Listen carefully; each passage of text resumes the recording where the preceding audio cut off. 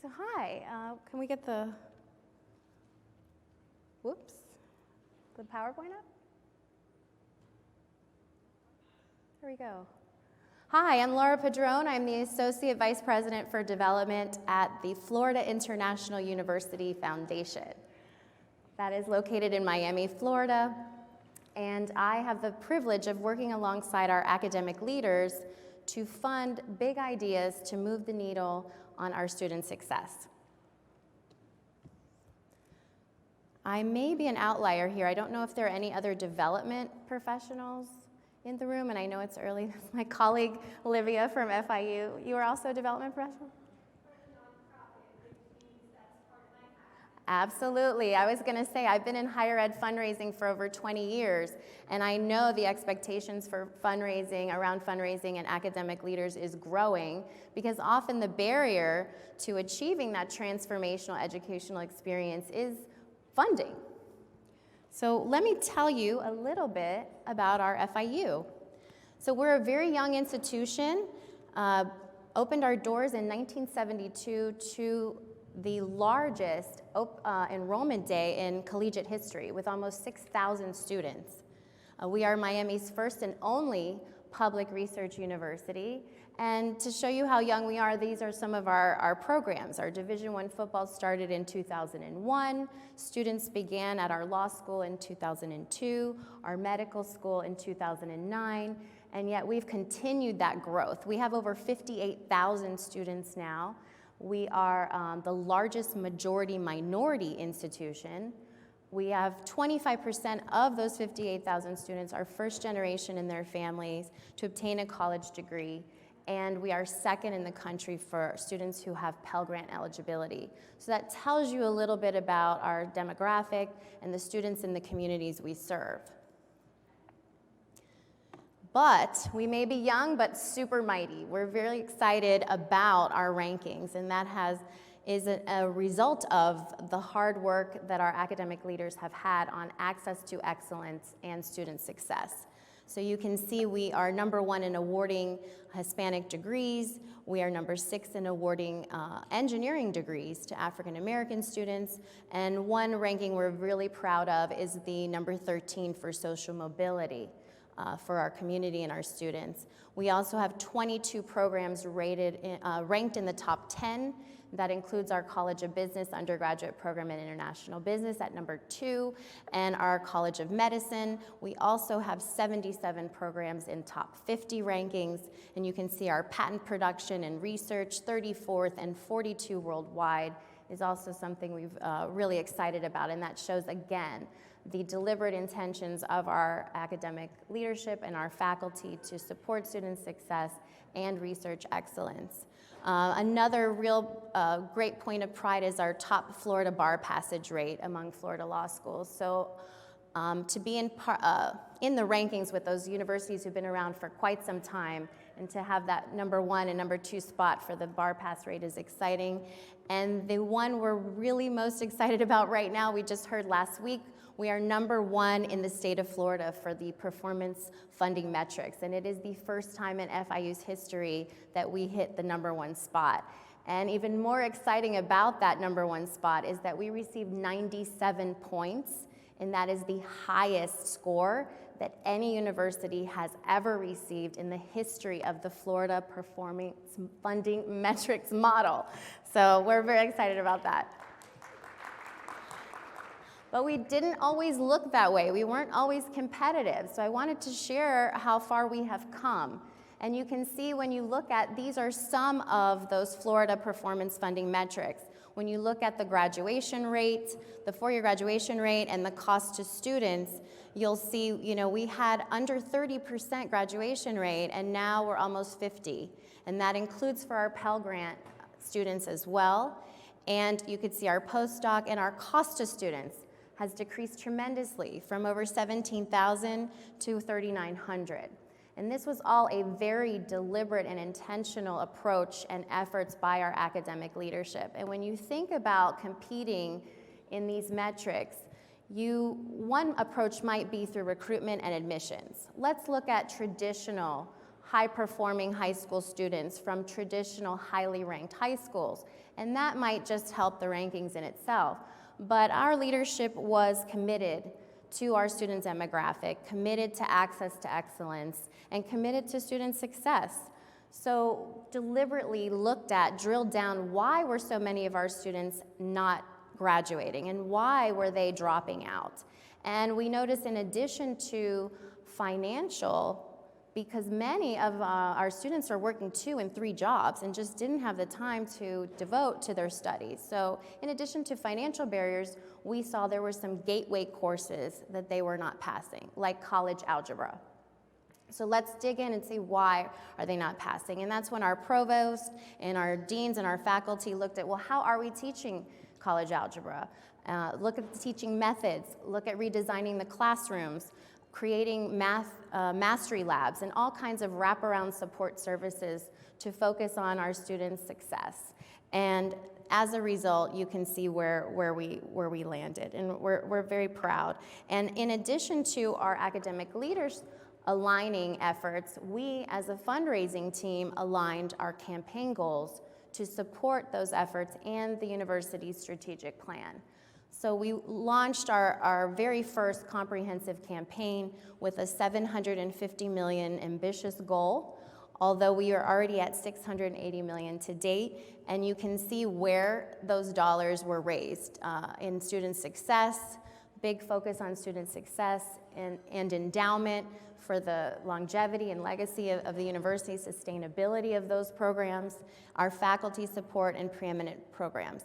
And recently, you may have heard about the $40 million gift we received from Mackenzie Scott, and also we had a $10 million gift this year to name our Knight Foundation School of Computing and Information Sciences. And the exciting part about those gifts were it just further validates our work in student success, that their investment, they feel confident in their investment, and they will help continue and sustain the momentum that we have in impacting systemic change for student success. Another point of pride in our campaign is the Ignite, which is what we call our faculty staff campaign, our internal campaign where our faculty and staff have collectively given almost $33 million, and we have over 80% participation rate. And that shows that collective impact, their personal investment and commitment to our students' success. And that is also where we are #1 in the state and in the nation. So again, a great point of pride. Another point of pride we have is just like in our inclusive approach to education and student success, we wanted to have an inclusive approach to the philanthropic experience. And so when you look at the traditional philanthropist, you might not be looking at this 1%. So we do need those Mackenzie Scotts and those Knight Foundation gifts and other donors that have written million and multi-million dollar checks. But we also wanted to look at that 1%, those donors who give between $1,000 and $10,000, and it's more of a transactional experience. So how do we transform their experience into a more engaging experience? So we created a model that, without compromising the financial stability of institution, does allow for all voices at the table. And so here we have some of our inspiration behind this new program we created. Jackie, who is an alum, working professional, she was a first-generation graduate, she was a scholarship recipient, but never thought that at her level, her gift could make an impact, and that she could actually have a scholarship in her name and have a student receive her scholarship. And now she is fully engaged, has a named scholarship, and has met her scholarship student. So again, we're transforming that philanthropic experience, and we're creating that next generation of philanthropists. A non-traditional donor is one of our young alums, Alberto, who graduated just last year with his second degree, and he's on to law school now. And he, very passionate young man, wanted to make an impact, but also did not feel that he could do so. But he did do his homework, and he learned about a life insurance policy and thought, well, if I can purchase a life insurance policy and leave FIU as a beneficiary, I can be a $100,000 donor. And yes, Alberto, you're right, but number one, you're really young, and that's a non-traditional approach. And also, you're not going to realize the impact of your gift in your lifetime. So let's talk about how we can leverage the passion and capacity of these 1% and create a program that allows them to have impact now and in the future. So introducing FIU's Pathway to Philanthropist program. So again, as I mentioned, we wanted to make sure it's fiscally responsible. We don't want to collect life insurance policies from a bunch of 20-year-olds. That doesn't make sense. It's also not acceptable in our philanthropic world. However, if we can create irrevocable life insurance policies that belong to the university that have a minimum amount, then we're not putting financial risk or liability on our institution. We are also thinking about how do we make it sustainable and scalable so that this is not just an exception for Alberto or an exception for Jackie. How do we create a sustainable program? Slide. What happened? Oops. Okay, so it is scalable. So we really created new procedures. Our foundation looked at policies and procedures for accepting gifts of life insurance and creating those timelines and policies so we can scale and include that large 34% of gifts in our 1% transformational philanthropic experience that does all of these things that also hit those metrics, by the way. So we can grow our alumni participation, expand our donor base, and our philanthropic gifts. So here's what one of those commitments looks like, and Alberto is an example. So the same $3,500 with the capacity per year, so let's divide it, pay that life insurance policy, but also let's open your endowment right now.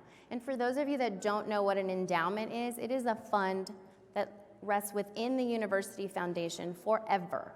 It will never, ever go away. Generations and generations and generations, and Alberto's endowment will be there.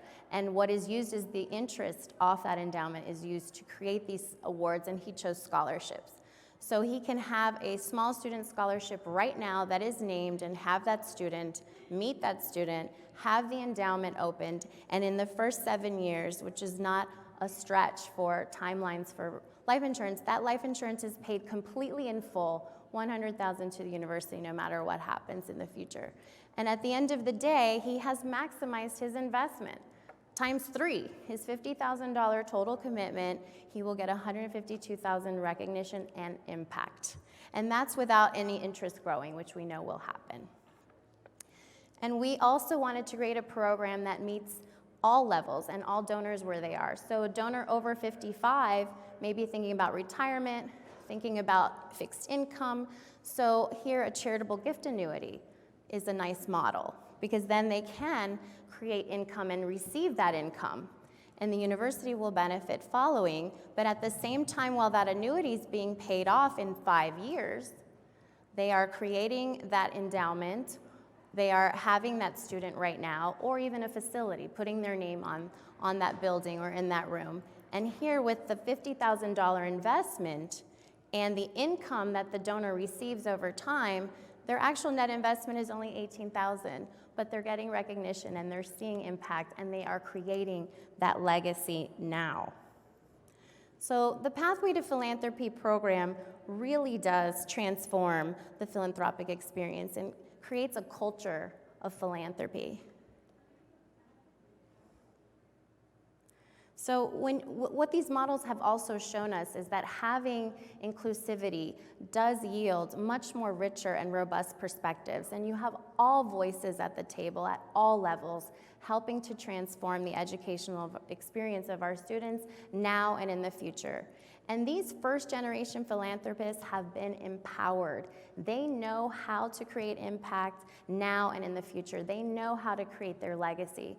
So any nonprofit that they get involved in, they will make an incredible difference because they now think like a philanthropist. They have the mindset. They know they don't have to be that $1 million donor and still have a voice at the table and still make an impact and still help move systemic change. So I encourage you, if you're not already, to reach out to your philanthropic advisor in your institution and partner with them to advance your research, to advance your educational mission and the success of your students. And while we're really good at telling a story and connecting a donor's passion and possibilities with that academic leader who has that big idea, no one tells the story better than the academic leader. Our faculty and our academic leaders want to tell their story, and our donors want to hear it. And that's when you have the most success. So I encourage you to partner with them as we partner with you.